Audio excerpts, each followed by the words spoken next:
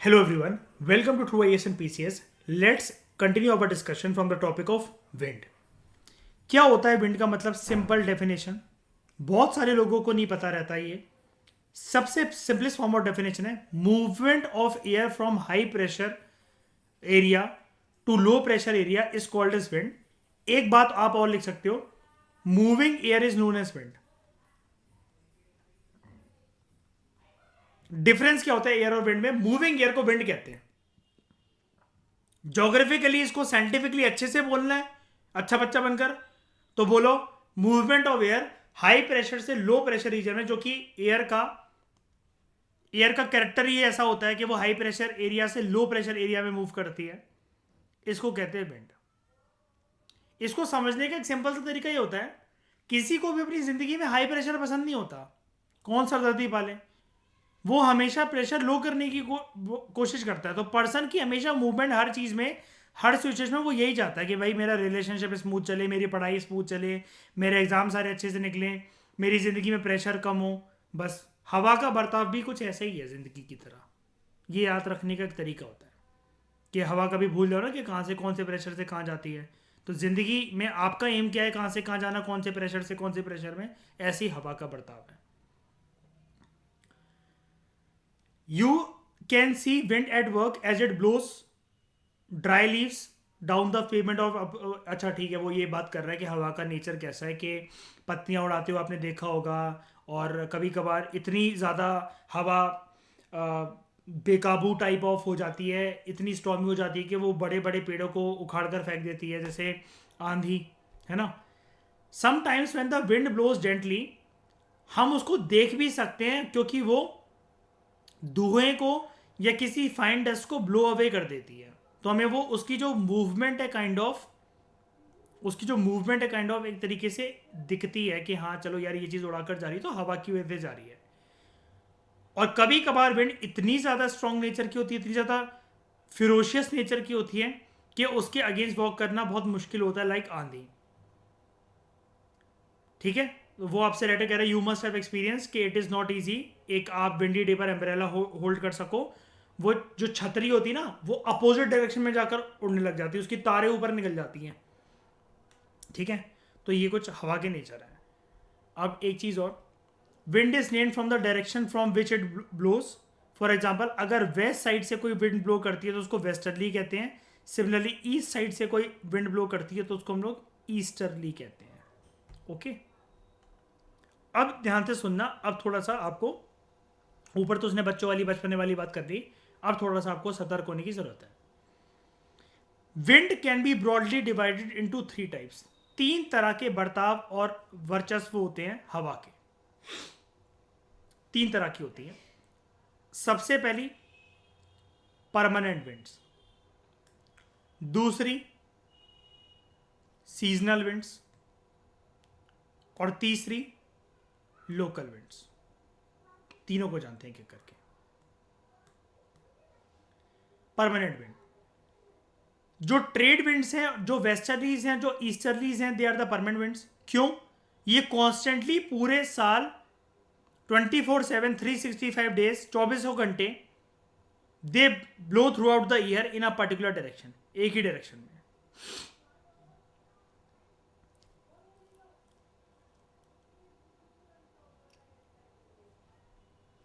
ये देखो,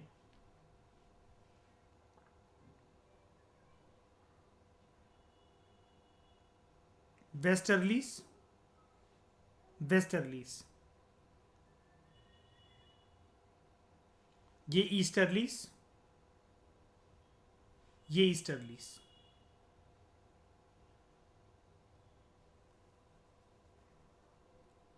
उसके अलावा ये ट्रेड विंड्स. अब एक चीज समझते आराम से, खतरनाक सा लग रहा है डायग्राम. 11वीं क्लास की एनसीईआरटी में देखोगे तो पता चला नफरत हो जाए क्लाइमेटोलॉजी से. ध्यान से एक चीज हम समझते हैं इसको.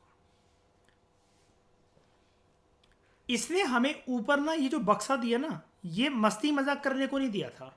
ये वाला बॉक्स, इसकी कुछ इंपॉर्टेंस है. कैजुअली अगर इसको कोई पढ़े तो हो सकता है वो इसकी इंपॉर्टेंस को समझ ना पाए. इसने हमसे क्या बोला, एक हवा का नाम ना उस चीज के ऊपर पड़ता है कि उस हवा को हम कहेंगे क्या, वो इस चीज के ऊपर डिपेंड करता है जिस डायरेक्शन से विंड ब्लो होती है। यानी कि अगर मैं यहां पर जाऊं ना, ध्यान से देखना सब लोग, अपनी शांत दिमाग से और पैनी नजरों से देखने की कोशिश करो एक बारी। यहां लिखा हुआ है वेस्टर्ली, यहां लिखा हुआ है वेस्टर्ली। इसका जो एरो जा रहा है ना, एरो, इसका जो एरो जा रहा है ना, ये सिमिलरली ये और ये। भाई मुझे तो ये सिखाया गया था कि अगर 4 दिशा जो होती हैं कंपास में, वो तो ये होती है ना, ईस्ट, वेस्ट, नॉर्थ, साउथ। पहले मुझे बताओ, मैंने दिशाएं सही बनाई हैं? दिशा सही बनाई है मैंने यार? तो एक बात बताओ, अब एरो को देखो जो मैंने गोले बनाए हैं। अब एरो को देखो, इसको मिटाते हैं, ये जो मैंने गोले बनाए हैं उसको उनके एरो को देखो यार। ये तो इस साइड जा रहे हैं, ईस्ट की तरफ और ईस्ट की तरफ। तो इसका नाम फिर वेस्टर्ली कैसे हो गया? इसका नाम वेस्टर्ली कैसे हो गया? क्योंकि नहीं, बात सुनो मेरी, मतलब बोल सही रहे हो लेकिन एक बात सुनो, विंड का नाम उस चीज के ऊपर डिपेंड करता है ज्योग्राफिकली जहां से वो ना ओरिजिनेट होती हैं। इसमें कई बच्चों को कंफ्यूजन रहती है, और मैं इस चीज को ज्योग्राफिकली गलत भी मानता हूं, क्योंकि हर चीज ना जो इजी वे में हो सकती है उसका पता नहीं। अब नाम में क्या रखा है भाई, आराम से ही बोल देते, उसको ईस्टर्ली बोल देते, क्या रखा है नाम में उसका, जिस जहां पर वो जा रही है। लेकिन ये ओरिजिनेट क्योंकि वेस्ट से हुई है, इसलिए इसको वेस्टर्ली बोलते हैं। देखो ये जगह है वेस्ट, और ओरिजिनेट इससे हुई है, इस जगह से। West, west, west, west, west, west. यानी कि अगर मैं वेस्ट और ईस्ट की डिबेट को अगर मैं यहां पर समझूं, ऊपर वाले को देखते हैं सबसे पहले, इसको जो ऊपर है ये वाली, इनकी हवा को देखते हैं। यानी कि ये हवा ऐसी जा रही है, ये ये, और नीचे वाली को देखते हैं, ये। अब समझ में आ गया ओरिजिन पॉइंट वेस्ट कैसे हुआ? देखो जो मैंने बनाकर ये साइड में जो बनाया रफ डायग्राम, और इन्हीं को अब अगर लिंक कर दो अगर आप, तो बताओ समझ गए पहले इसको? अब बाकियों में कोई दिक्कत नहीं आएगी, सिर्फ अगर एक को समझ गए। एक मिनट, सबसे पहले तो हम इसको हटा देते हैं, फिर से खोलते हैं इसको।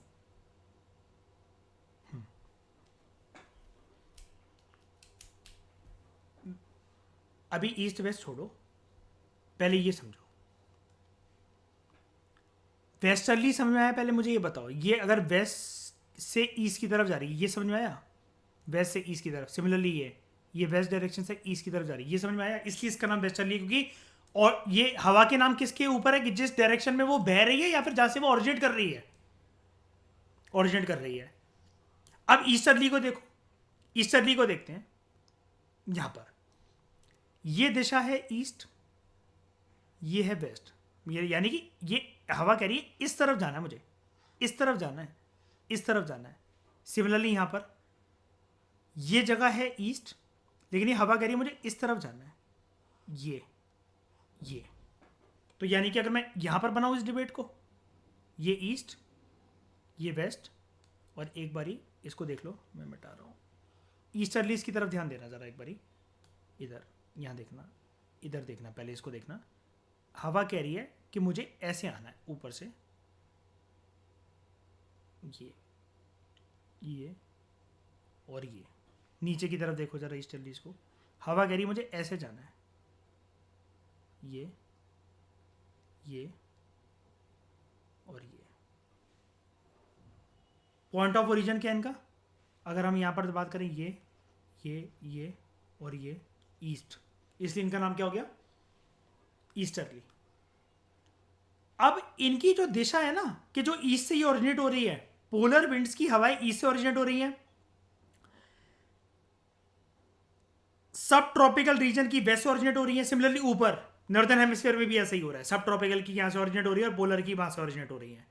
ये कभी अपनी दिशा नहीं बदलती, ये यहीं से ओरिजिनेट होती थी, होती हैं और होती रहेंगी, इसलिए इनको परमानेंट विंड्स बोलते हैं।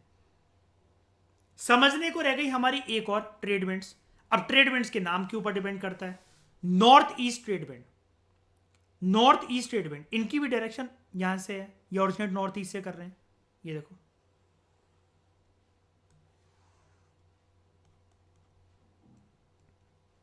यानी कि इधर से ओरिजिनेट कर रही है, और ये देखो सच में भी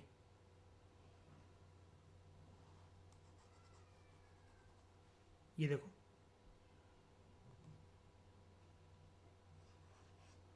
है ना। और सिमिलरली अगर इसी को अगर ऐसे देख लो, इसको मिटाते हैं, और इसी को अगर ऐसे देख लो,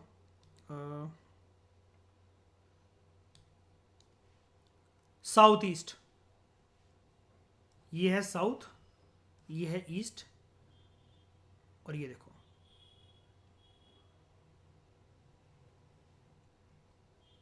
और इसकी हवाओं को देखो, ये देखो, ये देखो। इसका मतलब क्या है, मुझे इस डायग्राम में जितनी खतरनाक ये चीज लग रही थी ना, इतनी कुछ भी नहीं है। मुझे सिर्फ इसको याद करना है, और बस ये याद रखना है मुझे, अच्छा ऊपर ये होती है, नीचे ये होती है, उसके नीचे ये, उसके नीचे ये। अब एक बारी ना इन हवाओं और एरोस को अपने दिमाग से एक बारी भूल जाओ, हवाओं को और दिमाग को अपने उससे भूल जाओ एक बारी। अब एक बारी हम बनाते हैं एक डायग्राम।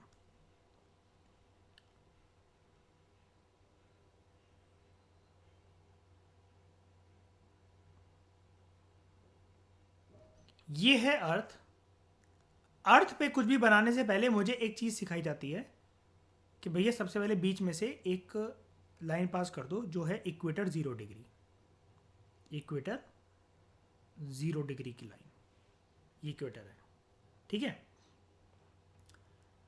अब जो इक्वेटर है ना, इक्वेटर में सबसे पहले तो ये चीज याद रखना कि इक्वेटर में हमेशा जो प्रेशर कंडीशंस हैं वो रहता है लो प्रेशर। यहां पर देखो, ये 0 डिग्री इक्वेटर, और इधर आपको मिलेगा लो प्रेशर। इधर जो हवाएं हैं उनका नाम आपको देखेगा डोलट्रम्स। क्या देखेगा? डोलट्रम्स। इसके ऊपर मुझे देखने को मिलता है ट्रॉपिक ऑफ कैंसर, और यहां ट्रॉपिक ऑफ कैप्रिकॉन। ये कैंसर, ये Capricorn, 23.5 degree north, 23.5 degree south. और ये जो मेरा रीजन बना, ये बना मेरा ट्रॉपिक्स का रीजन। बीच की इक्वेटर में लो प्रेशर कंडीशंस हैं, पूरे ट्रॉपिक्स में लो प्रेशर कंडीशन है, पूरे ट्रॉपिक्स में लो प्रेशर कंडीशन है।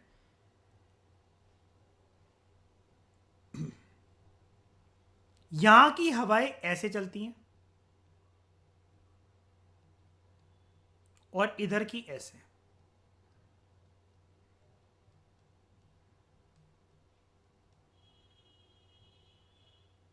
ठीक है। अब जब मैं ट्रॉपिक से ऊपर जाऊंगा तो उसे मैं नाम क्या दूंगा? सब ट्रॉपिकल रीजन। मैं उसे नाम ये तो दूंगा सब ट्रॉपिकल रीजन। मैं ट्रॉपिक्स के ऊपर क्या, वहां पर कंडीशन है high pressure condition, high pressure conditions. और नाम है इस जगह का हॉर्स लैटिट्यूड, हॉर्स लैटिट्यूड।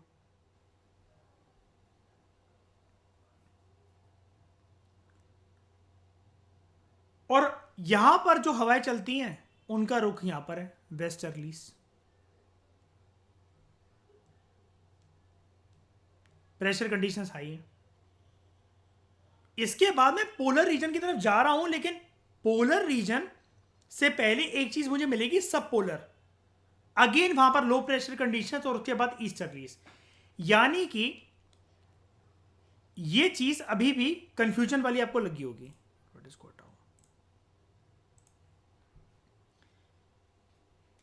ये क्या,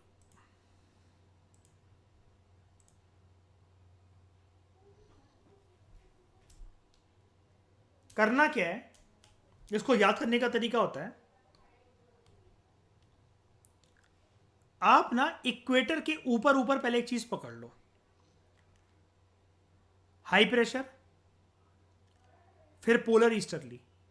आप ना एरोज बनाने के पीछे मत भागो, अगर आपको नाम याद है अपने आप एरो बन जाएंगे आपसे कि भाई ईस्टर्ली, अच्छा ये मतलब इसका मतलब ये ईस्ट से चलेगी और वेस्ट की तरफ जाएगी, अपने आप आपके एरो बनेंगे। पहले आप नाम पे फोकस करो इसके। उसके बाद मैं पोलर रीजन से नीचे आ रहा हूं तो सब पोलर मिलेगा मुझे। उसके बाद अगर ऊपर ईस्टर्ली थी, बिल्कुल अपोजिट इसके वेस्टर्ली मिलेगी मुझे। फिर मैं ट्रॉपिकल में अगर घुस रहा हूं तो ट्रॉपिकल के बाद, ट्रॉपिकल में घुसने से पहले रीजन में मुझे सब ट्रॉपिकल रीजन मिलेगा। और उसके नीचे मुझे अगर ईस्टर्ली मिल गई, वेस्टर्ली मिल गई, फिर एक तरह की ईस्टर्ली विंड मिलेंगी, लेकिन जिनका नाम होगा north east trade winds. Tropic of cancer में मैं एंटर कर गया। बस उसके बाद मेरा इक्वेटर आ गया, और इक्वेटर के बाद दोबारा फिर सारी चीजें कर दो। आधा अर्थ तो आपने बना ही लिया है, बाकी आधा बिल्कुल अपोजिट कर दो कि यहां पर नॉर्थ ईस्ट थी, यहां साउथ वेस्ट होंगी, और बाकी सब कुछ सेम रहता है। सब ट्रॉपिकल, सब ट्रॉपिकल, वेस्टर्ली, वेस्टर्ली, सब पोलर, सब polar, polar easterly, polar easterly, high pressure, high pressure.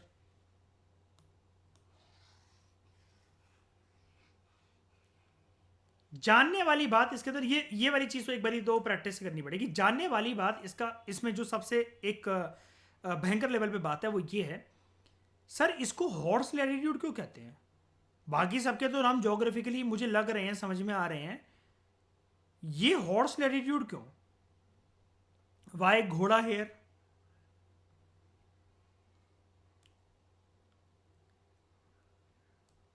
इसके लिए हम चलते हैं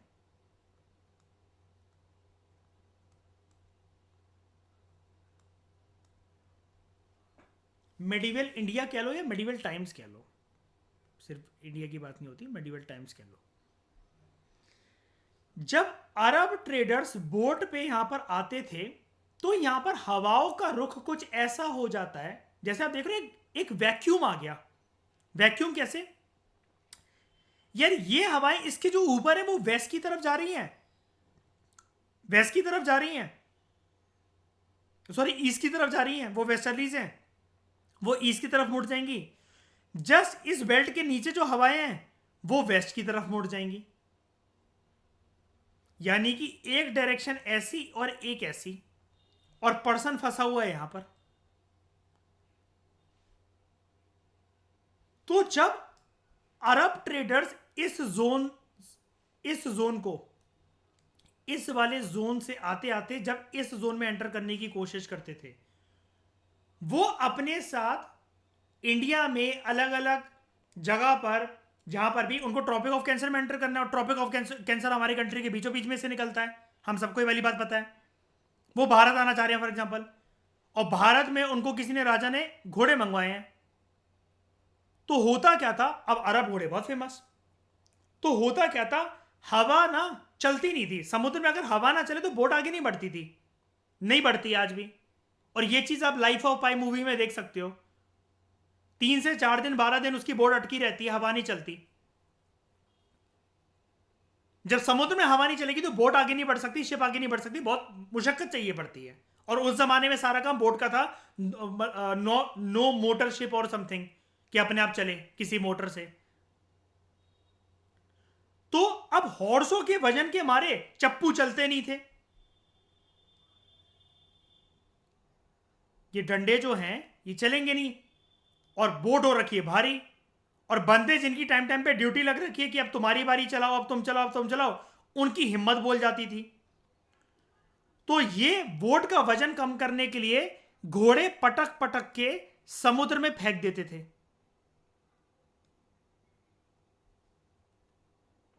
समुद्र में फेंक देते थे, इसलिए इस जगह का नाम पड़ा हॉर्स लैटिट्यूड। ये वाली बात तो यूपीएससी का किसी का मटेरियल नहीं बता सकता।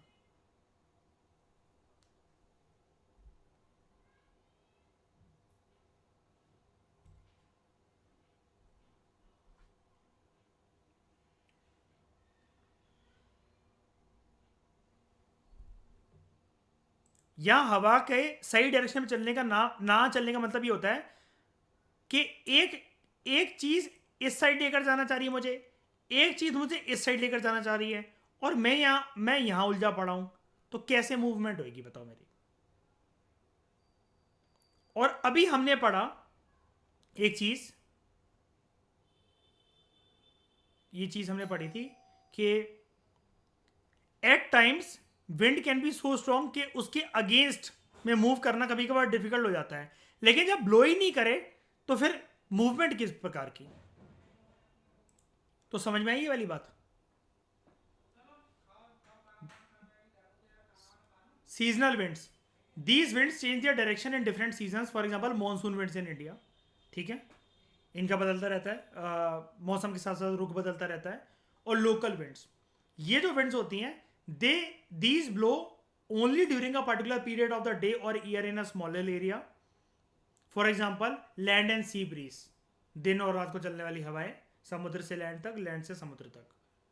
ठीक है, या फिर हॉट विंड्स कभी कभार, जहाँ पर या ड्राई विंड्स जो होती हैं, जिनको हम लोग नॉर्थ इंडिया में लू के नाम से जानते हैं। विंड्स के हम लोग क्लासिफिकेशन और विंड्स के नेम का एक हमारा एक क्लाइमेटोलॉजी में चैप्टर पढ़ेंगे हम तमिलनाडु से। और उसमें हम वैसे तो वो 11th क्लास की एनसीईआरटी में भी होता है, लेकिन वहाँ अच्छा नहीं दे रखा होता है, और कम विंड्स के नाम गिवन होते हैं। तो हम ये जानेंगे कि विंड सिस्टम के अलग अलग नेम इंडिया के अंदर, एशिया के अंदर, और नॉर्दर्न हेमिस्फीयर में, सदर्न हेमिस्फीयर में, और पूरे वर्ल्ड में अलग अलग नाम इनके क्या होते हैं।